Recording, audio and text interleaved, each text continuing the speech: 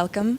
Aren't you afraid of getting on a point where you can do an alliteration on your titles, like Bad Blood, Wild World, and Doom Days? Yes, I think we've run out of... I mean, in theory, if we go keep changing letters, we've got at least 23 albums left to go, so we're fine.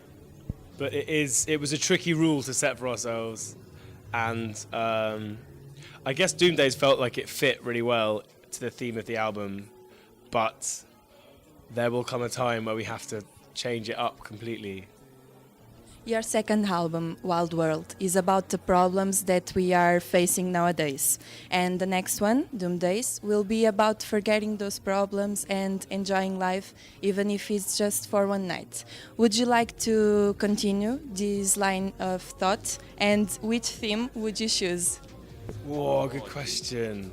I think this album, Doom Days, is a reaction to our last one. So it's kind of like in the Matrix where if Wild World was the red pill, Doom Days is the blue pill. But I think the thing that we learned from trying to make an album about escaping is that the problems of life always seep back in one way or another.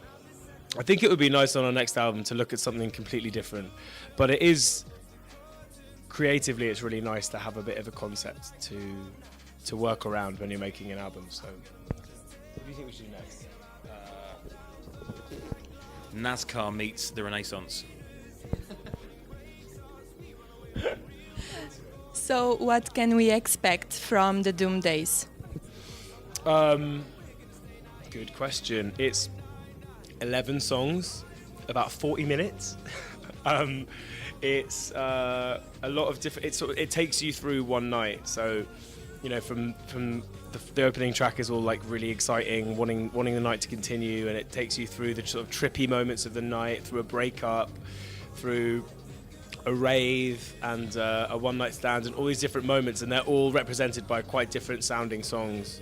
There's loads of different voices that wander in and out, lots of other singers and gospel singers and other artists who lent their voices to our album. And yeah, hopefully it's a kind of interesting journey through a night, and it ends with this happy ending, sort of with joy in the morning. Yeah, this kind of gospel moment that's a light at the end of the tunnel. But yeah, I hope people like it. I think we made it to be listened to as a whole album. So yeah. So last year you've released your part 4 of Other People's Headache. Do you feel the need of continuing a project that you started before your first album? I think with the mixtapes, we just like doing them. It's a fun side project to have, and it allows us to collaborate because our albums are quite insular. Like, we don't really work with that many other people, and so in the mixtapes and in the collaborations that we do, it allows us to just try something totally different, you know, something really electronic or you know, something with a hip hop artist or whatever, and just experiment and sort of mess around, and I think it's nice to have them. There's no, you know, no one's really asking us to do them. There's no expectation behind it, but it's more for us and to do something really different and more light-hearted, I think.